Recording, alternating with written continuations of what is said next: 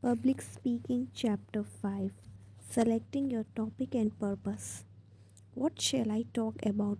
Many students find that choosing appropriate topics for classroom speeches is challenging because assignment is so open-ended compared to other settings such as weddings or workplace meeting where a topic is more obvious.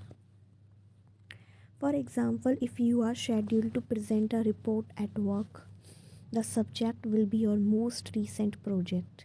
However, in a speech classrooms, you are generally not assigned a specific topic, so you must choose from thousands of potential subjects. It can't be too broad or too complex. It should interest your audience as well as you. It should be relevant. It should be a novel. You must consider many factors. Topic selection falls into the canon of invention, and this chapter will give you guidelines for choosing your topic, narrowing it to a manageable size, and then selecting your purpose and focus. Choose your topic. Is there a surefire method for selecting a topic that suits you, your audience, and occasion? No, however, several guidelines can make the task easier. As you consider a specific topic, first think of your audience, then look for the things to talk about in for additional places, your personal interest and experiences, other courses you are taking, current events, and international and cultural subjects. Assess your audience need to know. Before you settle on a topic, keep two fundamental things in mind: significance and novelty. Everyday topics can result in interesting speeches. However, the key is to find a significant subject, one that needs to be discussed in order to increase your audience knowledge, bring about a desirable change, or highlight important cultural values and beliefs. Try to think from your audience perspective by asking questions such as these: are they familiar with the subject? What more do they need to know? Do they care about it? Does it affect their finances, their future, their health? Will it appeal to their curiosity? Chapter 6 provides additional information on audience analysis.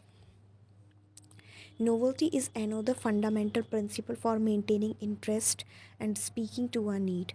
That is, either present something relatively unfamiliar or take a creative look at a familiar topic. Going over well known procedures such as how to make chocolate chip cookies can waste your listeners' time. But can these topics be appropriate? Yes. If you take a novel approach, for example, you might talk about the history of the famous tall house recipe, explain why it is associated with the Nestle company, or describe how the cookie became so popular. Many of these facts would be novel and potentially valuable, even to a glutton intolerant listener. In summary, these two principles, choosing a topic that meets some audience need and presenting your subject in a novel way, are foundational. If your listeners already know a lot about your subject, dig for supplementary information or select another topic. Are any topic taboo? In a Business Week article, The Ethics of Talking Politics at Work, Bruce Weinstein argues that people should, for ethical reasons, avoid four topics at works: politics, religion, sex, and money. These topics cause disagreement and raise strong passions, which impair workplace productivity.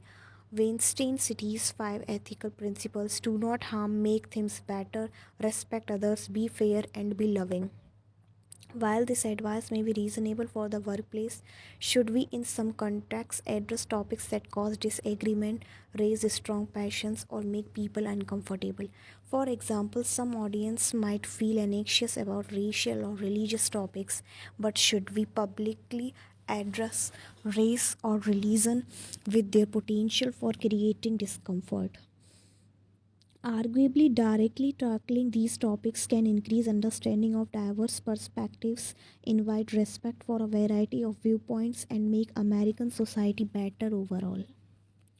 Consider your personal interests. A basic principle of topic selection is to choose subjects you know and care about, or those you wish to investigate further. Brainstorm your personal interest and experiences to generate a number of possible topics. What is your major, your occupational goals, your hobbies, what music do you like, what irritates you, how should society change? Unique like experiences also make good topics. You are who you are because of what you know and what you have experienced. What topics in your family background, jobs, travel, or recreational interest might interest others? Here are some ways students created speeches around their interest and experiences. Leaf, an engineering major, actually built a hovercraft he chose to explain the technology of that type of vehicle.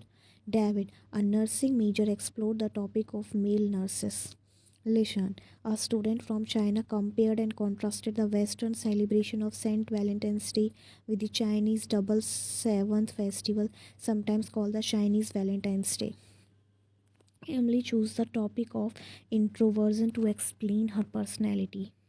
Selecting a personal topic has obvious advantages. When you are interested in your subject, you can speak more passionately and focus more on your message than on yourself or your insecurities. Your enthusiasm can also energize your audience. After all, what is more boring than a bored speaker? Look for topics from other courses.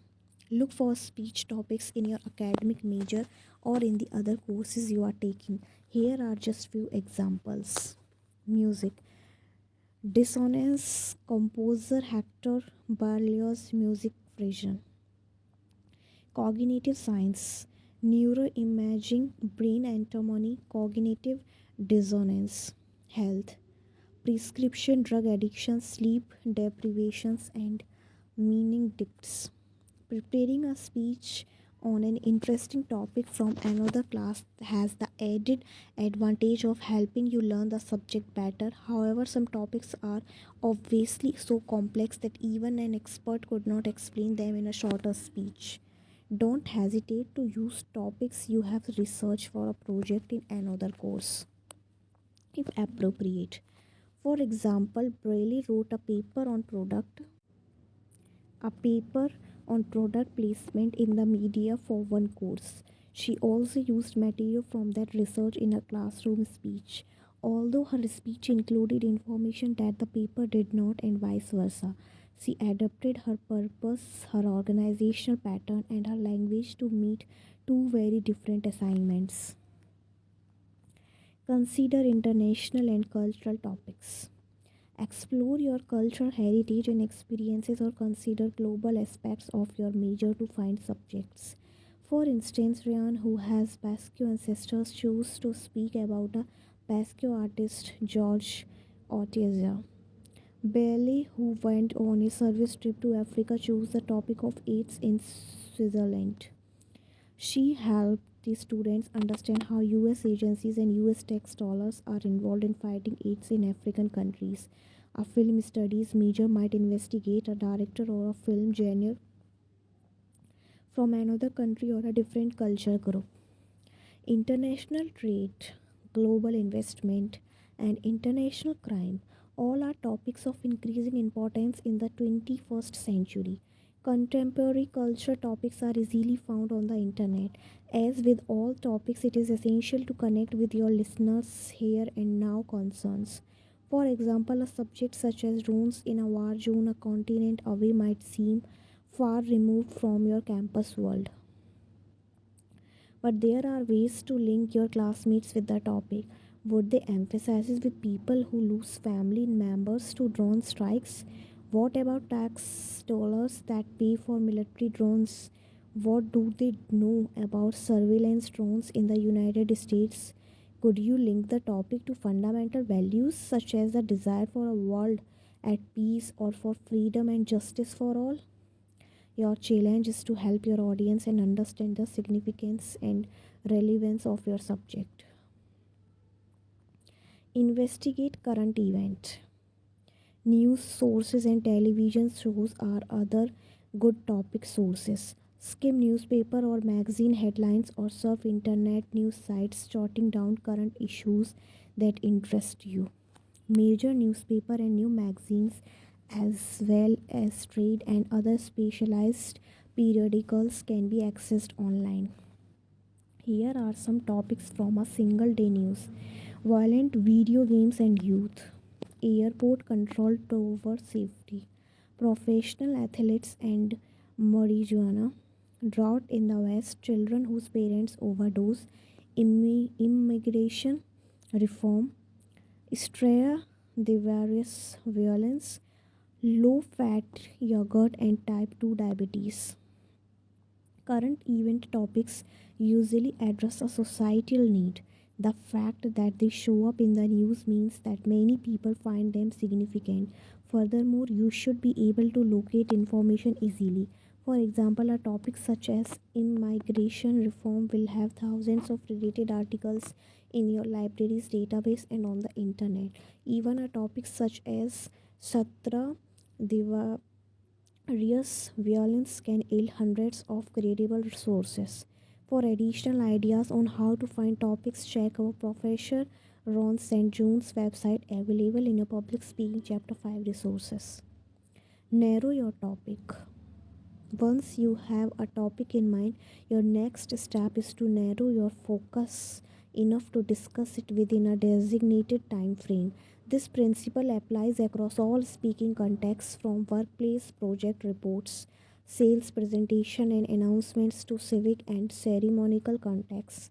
One professional speaker narrowed his topic like this: I am going to talk about technology and an introduction of technology into developing markets.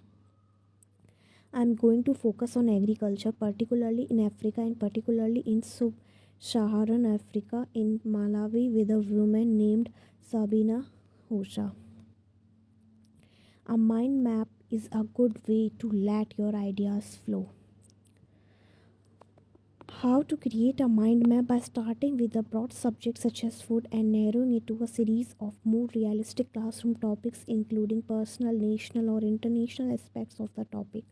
If you select and narrow your topic early, you will have plenty of time to gather and organize your materials and rehearse well enough to well the confidence that a last minute scramble won't produce. Choose your purpose and focus. Public speech aren't accidental. Instead, you speak to accomplish specific goals or purpose. So, carefully clarify what you want to achieve by identifying your journal purpose and tentatively formulating a specific purpose for your talk. Continue to define your specific purpose as you go along. These statement helps both you and your listeners understand your central idea, and a preview lays out your major points. Identify your journal purpose. Past teachers of rhetoric have consistently pointed out a few journal goals for public speaking. In the 4th century, Saint Augustine, who was originally a rhetoric professor, identified three journal purposes: to teach, to please, and to move. In the 18th century, George Campbell identified four purposes: to enlighten the understanding, to please the imagination, to move the passions, and to influence the will. In the last century, Alan Monroe said we attempt to inform, to entertain, to stimulate through emotions, or to convince through reasoning. Today's speech instructors commonly describe the following four journal purposes: to inform. The goal here is to increase your audience understanding by explaining, describing, or teaching about your subject. Lectures, how to speech, reports, announcements, and introduction fall into this category. When you are assigned to give an informative speech, focus on discovering and presenting factual material that will increase your audience knowledge or understanding of your topic. To persuade. Persuaders attempt to convince, motivate, or reinforce cultural ideals. You might speak to sell products, argue for ideas, request donations, campaign for candidates, and promote policy changes, among other things. When you have a persuasive assignment, select convincing and motivating materials that will influence your listeners to believe and act in the ways you advocate. To entertain. Here you want listeners to laugh at your humorous portrayal of a subject. Obviously, this purpose is common in comedy routine, but it is also useful for special occasions such as after dinner speeches.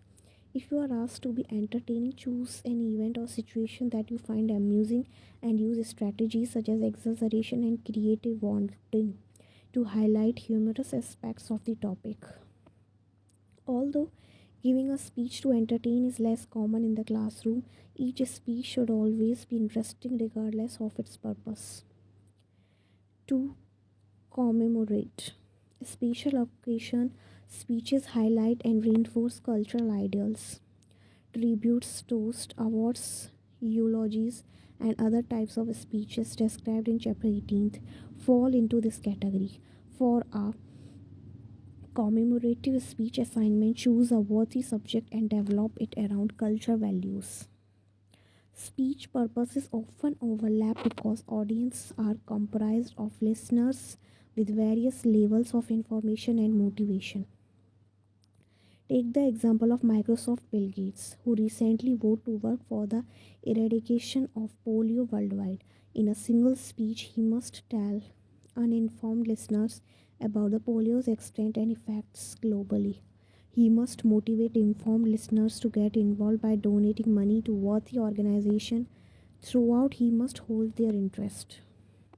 Although his talk might not be specifically commemorative, he is reinforcing cultural beliefs about science and health and upholding cultural values on helping others.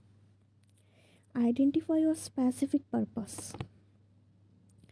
Lene became convinced that workers in a coffee producing company were being exploited by her morning cup of coffee, so she chose to speak about fair trade certified coffee. Her next step was to decide what she wanted her listeners to know or do about fair trade products.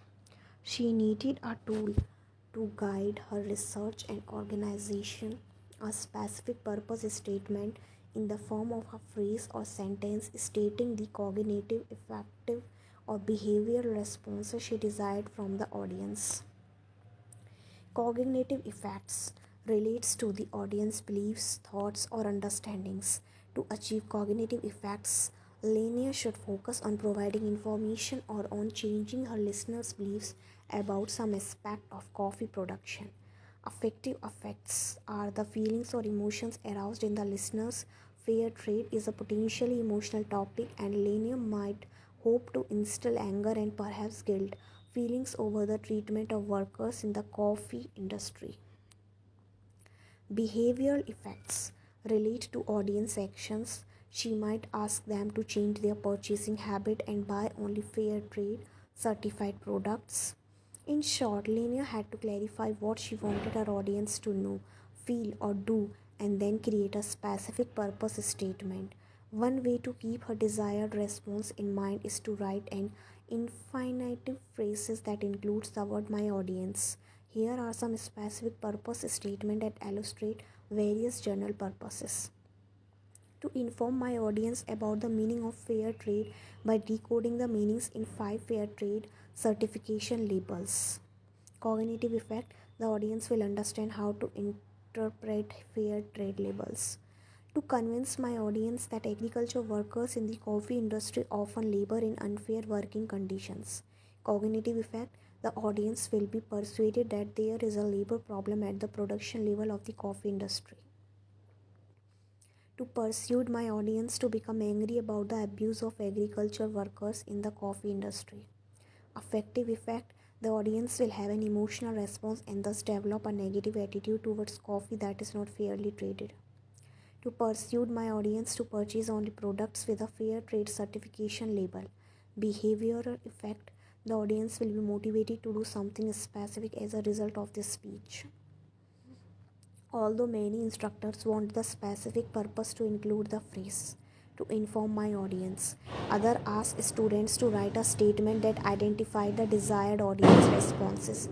As a result of my speech, my audience will understand the principles of fair trade after learning the meaning of 5 fair trade labels. As a result of my speech, my audience will believe that agriculture workers in the coffee industry and others like it are not treated fairly. As a result of my speech, my audience will feel anger about unjust treatment of agriculture workers in the coffee industry. As a result of my speech, my audience will purchase only products that comes with a fair trade certification label. At this stage of preparation, Lenia had this much of her speech formulated. Topic: Fair Trade Certified Coffee. General purpose: to pursue. Specific purpose: to pursue my audience to purchase only products that come with a fair trade certification label. By formulating her journal and specific purpose early on, she can focus her research more effectively. Facts, descriptions, and explanations are especially important in informative speeches.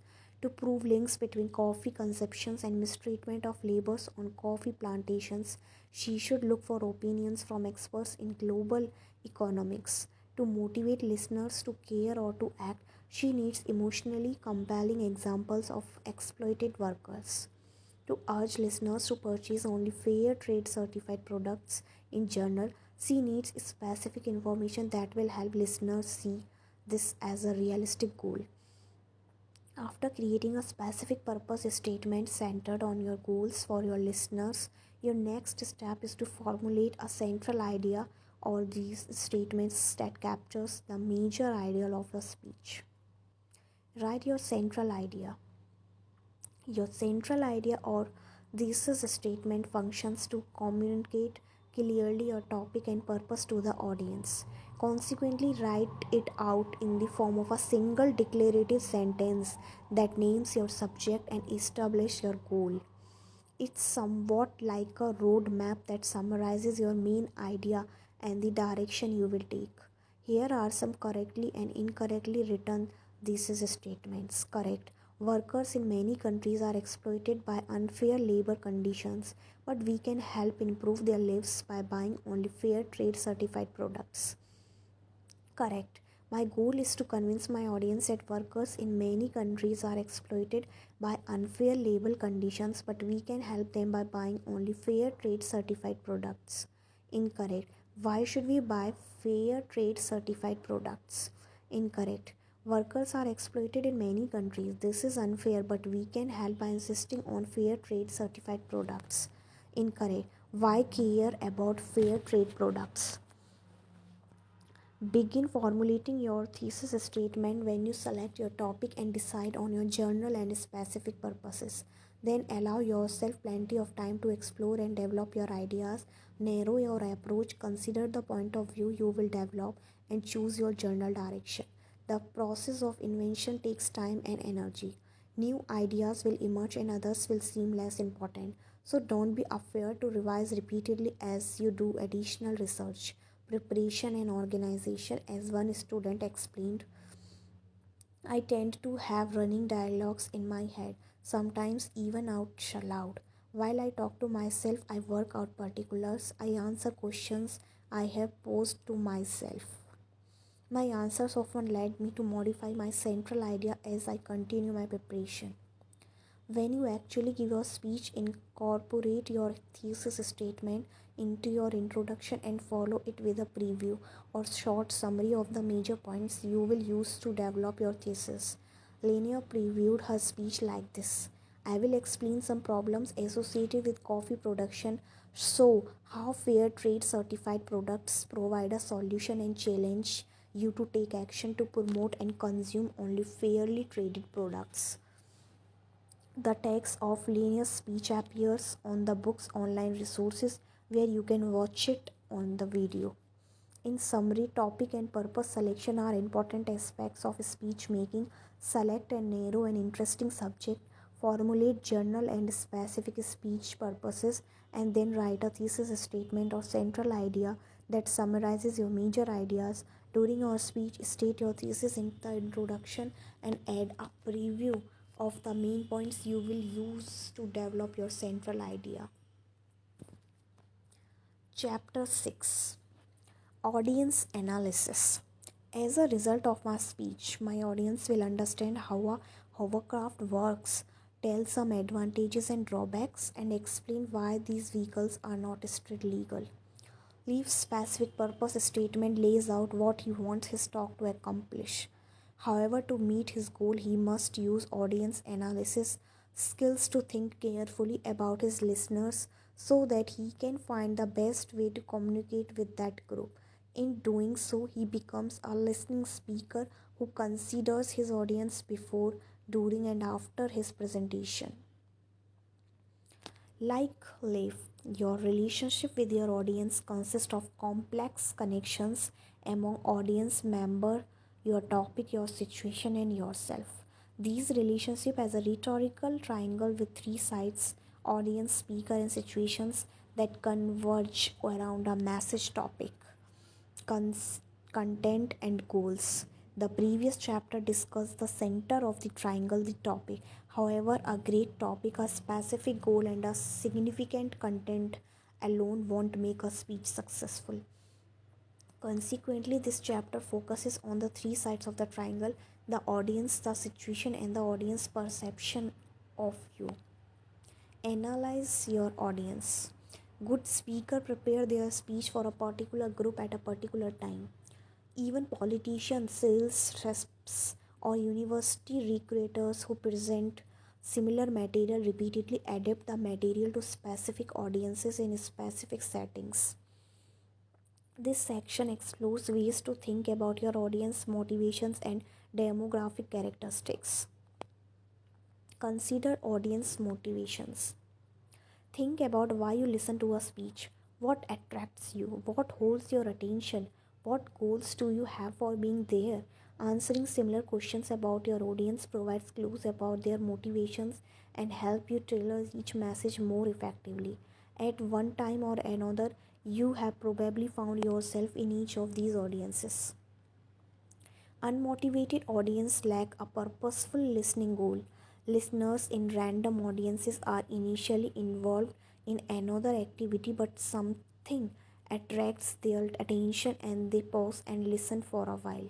A salesperson demonstration at a street fair, the impatient voice of an activist on a street corner, or the humorous stories of a sidewalk entertainer draw random audiences. Listeners may be browsing the radio dial or surfing YouTube when a speaker or topic temporarily captures their interest. A random audience requires you to attract and to maintain attention long enough to present your message. If you communicate through a form of media, remember that your audience can easily change channels or tune you out. So focus on being interesting and relevant and use conversational delivery as if you were addressing in one listener at a time. Members of passive audiences are present for a variety of reasons, but not because they are motivated to hear a particular speaker or a particular topic.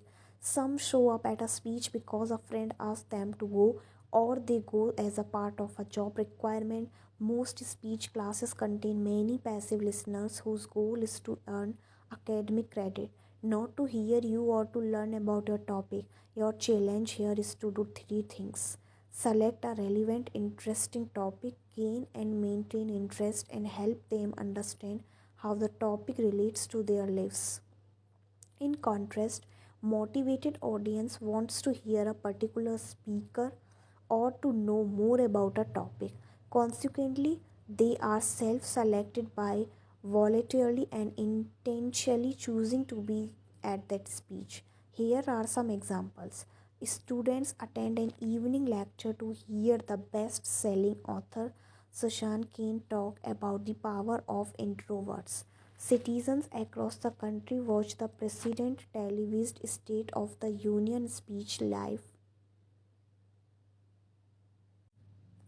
Citizens across the country watch the President's televised State of the Union speech live. Homogeneous audiences can be unmotivated, passive, or motivated. A shared attitude, whether positive or negative, towards the speaker, the topic, or both, is their defining feature. Speaking when the audience likes you and is interested in your topic can be rewarding, but you must still develop your ideas clearly so that the listeners can understand and accept them. Hostile audiences, in contrast, share a negative attitude towards the speaker or the topic. Chances are your audiences won't be hostile towards you as a person. That sort of hostility is generally directed towards controversial public figures.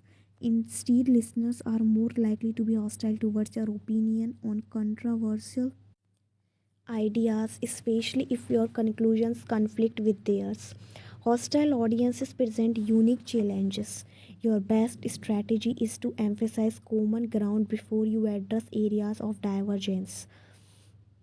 Technology as close as your handheld devices provide opportunities to speak to absent audiences. In this format, you are separate from your listeners who watch the speech or reply sections as they desire.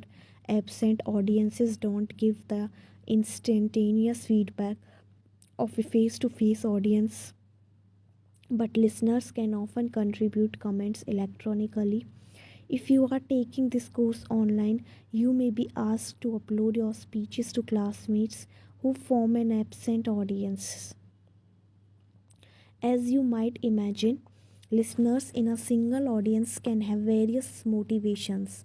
A mostly self selected audience may also include passive listeners who are just tracking along with friends, or a mostly passive audience can have some self selected members. All things considered, try to discover the fundamental motivation of most people in the audience and design speeches that take their motivations into account. Analyze audience demographics. One way to consider your audience is to do a demographic analysis and note some basic categories such as age, religious affiliations, ethnicity, and the sex that are used in analysis of target groups. Demographic information can help you plan your remarks as long as you remember that although we sometimes generalize about the experiences of different groups, no one has a single fixed culture or social identity. Each audience member's demographic characteristic becomes more silent in some situations than in others.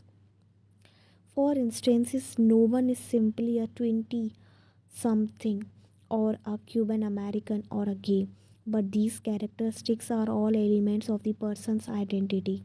A young Cuban American may find that his identity as a gay man takes prominence in some contexts, whereas being 20 something or ethically Cuban is more salient in others.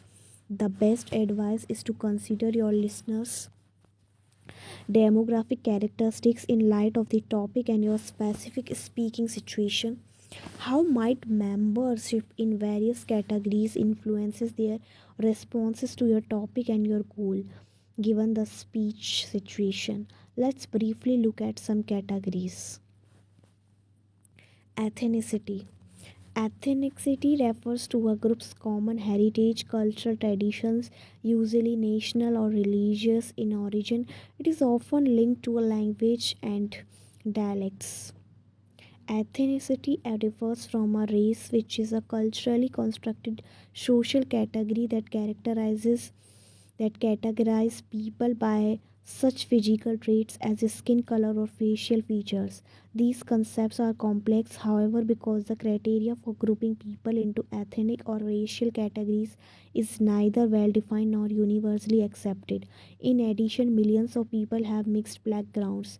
President Obama's father was African, his mother was an American with Irish ancestors. Faulty social categories are being classified as Latino or Asian or African American can have real consequences on the life experiences and opportunities available to an individual. Religion. A single audience can represent a range of religious commitment from non belief to spiritual but not religious, from faith that's peripheral to one's identity to believers whose religion is a central factor in daily decision making. Because religion often evokes deep emotions, negative comments about a particular group's scared texts, heroes, or rituals can create intense reactions, even among people who hold their affiliation loosely. Be sensitive to ways that religious commitment can affect our listeners' response to you and your topic. Sex, gender, sexual orientation, relationship status, and sexual expression. These categories are not simply the M for male and F for female, or the single, married, divorced, partnered, or widowed boxes that show up in demographic surveys. The biological category of sex is not the same as gender, which refers to culturally structures concepts about what a feminine, masculine, or androgynous. Audience members also vary in their sexual orientation and their sexual expressions. They may be in a relationship or not. Some are sexually active, others are not. Some are heterosexual, others are lesbian, gay, bisexual, transgender, or questioning their orientation. For some topics and in some contexts, categories relating to sexuality becoming highly salient. Age. Not surprisingly, age affects listeners' motivations and concerns. Demographers identify several general groups: matured Americans, baby boomers, Generation Z, Generation Zers, or millennials, and the newest I generation, sometimes called the digital generation, who use technology in ways previous generations never dreamed possible. An era history, culture, and technology offers each cohort different perspectives and goals. Most traditional colleges students are millennials or I generation members. Most professors are baby boomers or Gen Zers. Although generational gaps can obviously be large, even minor age difference can play out differently.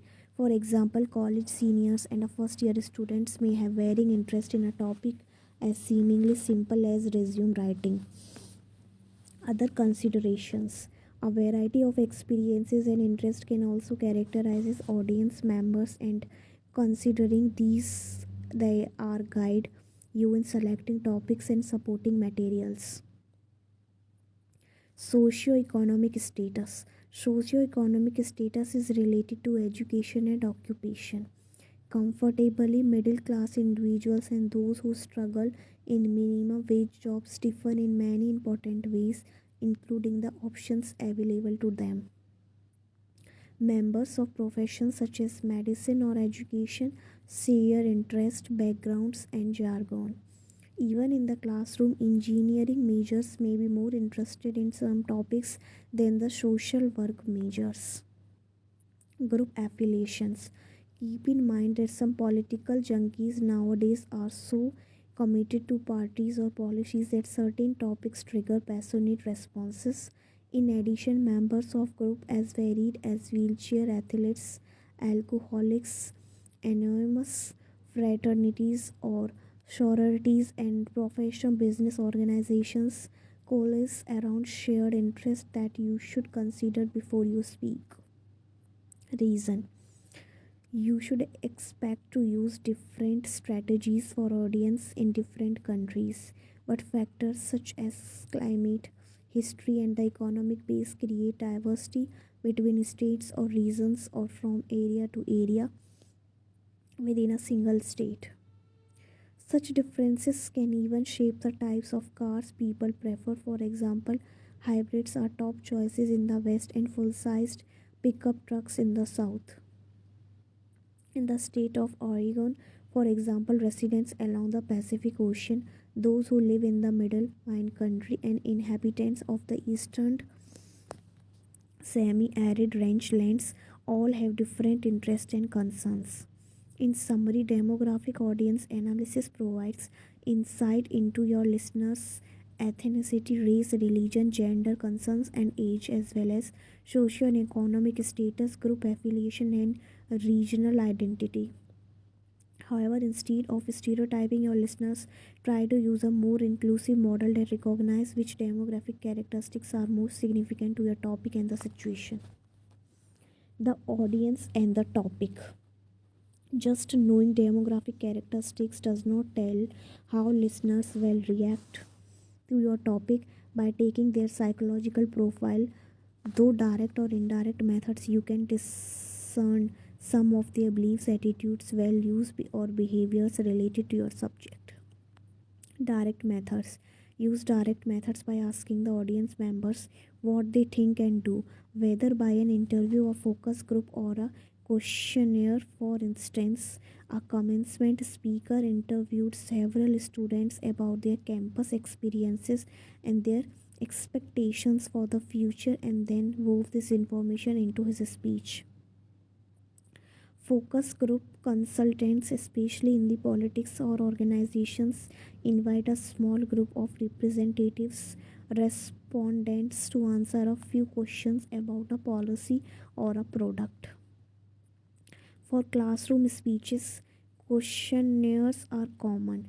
Create a paper and pencil test or use internet resources such as SurveyMonkey, Zomerang, or fluid surveys that make it easy to distribute, collect, and analyze data, often free of charge. Although Leaf was personally excited about hovercrafts, he wanted to know how to make his information understandable and interesting to the first year college classmates. So early in his preparation, he created an online questionnaire to assess his classmates' knowledge and beliefs about hovercraft technologies as well as their attitudes, values, and behaviors regarding alternative vehicles. As Chapter 1 briefly pointed out, a belief is a mental expectance of something as true or false, correct or incorrect, valid or invalid, because beliefs are based on study and investigation as well as on convictions developed without much factual information or knowledge. Misconceptions are common.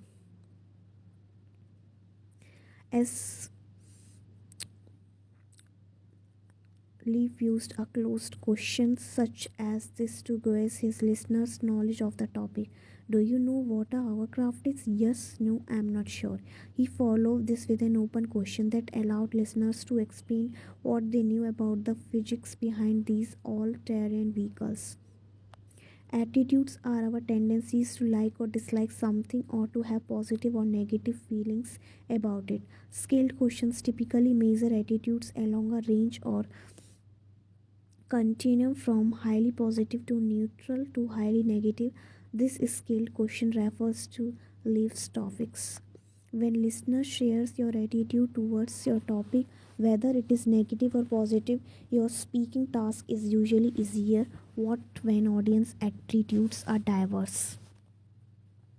Listeners with neutral attitudes probably have not thought enough about the subject to form an opinion. Values are standards for making evaluative judgments such as good or bad, beautiful or ugly, appropriate or inappropriate. Almost all your topics touch on your values in some ways because you at least consider the subject significant enough to discuss. However, when you use words such as right or wrong, moral or immoral, important or insignificant, you are directly addressing value questions. Ranked questions such as this work well for value questions. In vehicles I care most about: safety, fuel efficiency, versatility, noise pollution. Finally, this skilled question is a way to assess behaviors. What audience member do or or would do given the chance. Lee found that only about 1 in 4 knew what a hovercraft was, so he organized his remark around the vehicle itself and the principles that made it work. Respondents cared about fuel efficiency and safety but were less concerned about versatility and noise pollution, and he could use those values to explain that hovercraft, although noisy and hard to maneuver, were fuel efficient and safe. Indirect methods. Indirect methods are less straightforward. Personally observe your classmates before, during, and after class.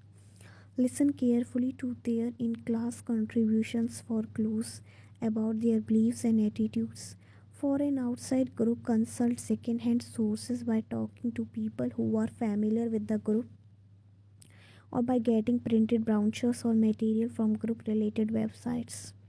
The commencement speaker mentioned earlier went to the university websites, read its mission statement, looked at online editions of the campus newspaper, and talked to alumni to get a feel for the makeup, reputation, and ethos of the place.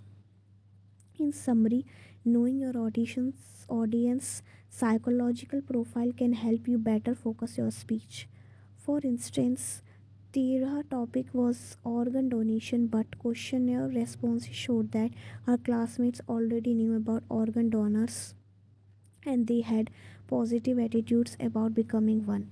However, they had not registered yet, so she focused on two things: how easy it was to sign up and why they should actually complete the process soon.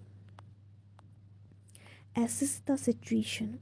After you consider your listeners' demographic categories and their psychological profiles, take into account situational features such as time and the environment that can affect an audience. Consider the time. Three aspects of time affect public speaking: the time of day, culture, time norms, and the timeliness of the topic. First, consider the hour your speech takes place. Ask yourself what problems listeners might face in an early morning session. What about an audience just before lunch when everyone is hungry? Or just after lunch when they are sleepy? What challenges does an evening session pose? Adapt. You talk appropriately. For instance, you might be more animated or use more visual support if listeners are sleepy, or you might shorten your speech when it is very late. Also, consider the culture time system. In the United States, time is commonly considered a commodity that we can save, spend, or give. We have free time and full schedules. We divide our work into segments, each lasting a specific duration, with distinct activities assigned to each segment. Take your speech class. For example, you chose it partially because it filled a time slot available in your schedule. The clock tells you when class starts and when it ends. In this setting, both the date and the length of your speech are important. It matters that you appear on an assigned date with a speech of an assigned length, partially because timing is important in work situations. If your job requires you to give a 10-minute briefing at an 11 o'clock meeting on a Wednesday in mid March, you could get a lower appraisal or lose your job if you showed up on a Friday prepared within an hour speech, even if the speech is great. Online courses let students be more flexible in their participation. Although instructors typically set general boundaries for speech length and for times to upload speeches, view others' videos, and comment in various forums. In contrast, listeners from a culture or co culture with a more relaxed view of time focus less on starting precisely on time or on finishing within a rigid time frame. For example, Professor Robert Levine, a native of fast paced Brooklyn, taught in slower paced Brazil where his psychology class was scheduled from 10 a.m. to noon. Taking along his cultural expectations, he assumed the class would begin at 10 o'clock and end at 12 o'clock. To his surprise, his students unapologetically strolled in as late as 11 o'clock. At noon, he was finished, but most students stayed asking questions. By 12:15, Levine was fidgety. At 12:30 he ended the class and left, although the students seemed willing to stay even longer. Third, consider how culture or social events might affect the audience responses to various topics. For example, a speech about snow is probably a better choice in December than say mid-April. Topics such as bullying often follow nationally televised coverage of a situation that go out of hand with disaster consequences, and topics related to politics may be more interesting and relevant during election years. Consider the environment. Room design and equipment can create a pleasant or unpleasant setting for a speech. Instructors tell stories about challenging rooms.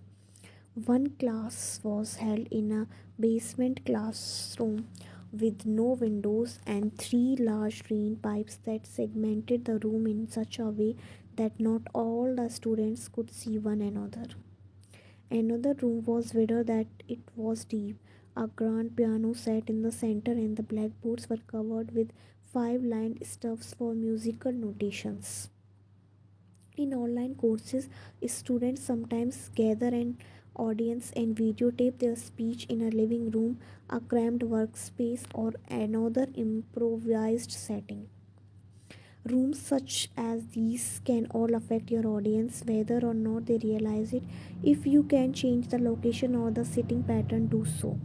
But when things are out of control, make sure everyone can see and hear you.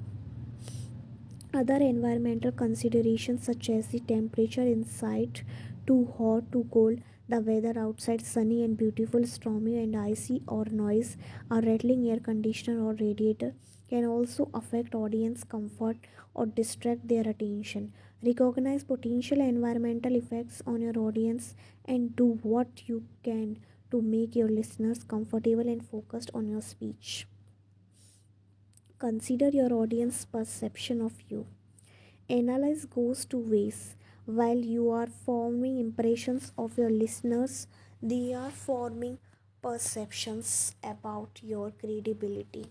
They make judgments about your knowledge and intelligence regarding the topics as well as your motivation and intentions regarding them.